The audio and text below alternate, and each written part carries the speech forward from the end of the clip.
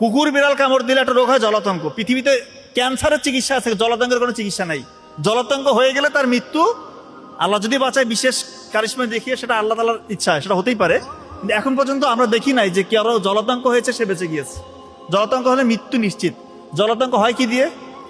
6টা প্রাণী মনে রাখবেন: কুকুর, বিড়াল, শেয়াল, খেকশিয়াল, বেজি, বানর। এই 6টা প্রাণী, এটা মনে রাখবেন। কখনো যদি কামড় দেয় বা আঁচড় দেয়, কখন এটাকে ইগনোর করবেন না। ওই জায়গাটা 20 মিনিট ধরে ধুয়ে নেবেন। 20 মিনিট ধরে সাবান দিয়ে ধুবেন।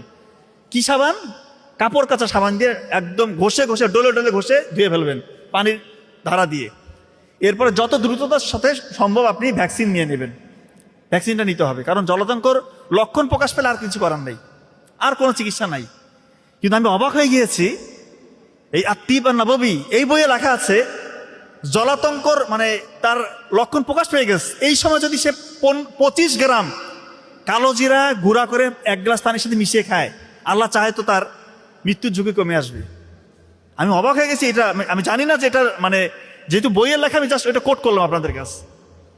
হতেই পারে, কারণ আল্লাহ তাআলা একটা কথা বলেছেন যে মৃত্যু ব্যতীত যে কোনো রোগের সেবা, এমনি এমনি বলেন। এটা নিয়ে গবেষণা করতে হবে। হয়তোবা কালো জিরাকে কি কোন প্রসেসে অ্যাপ্লাই করলে, কোন তাপ, কোন চাপ, কোন ফরম্যাটে দিলে কোন রোগের জন্য সেবা হবে, এটা আমরা হয়তো এখন আবিষ্কার করতে পারিনি। কিন্তু কালো জিরার মধ্যে বিষয় আছে, এটা আপনাদেরকে মনে রাখতে হবে।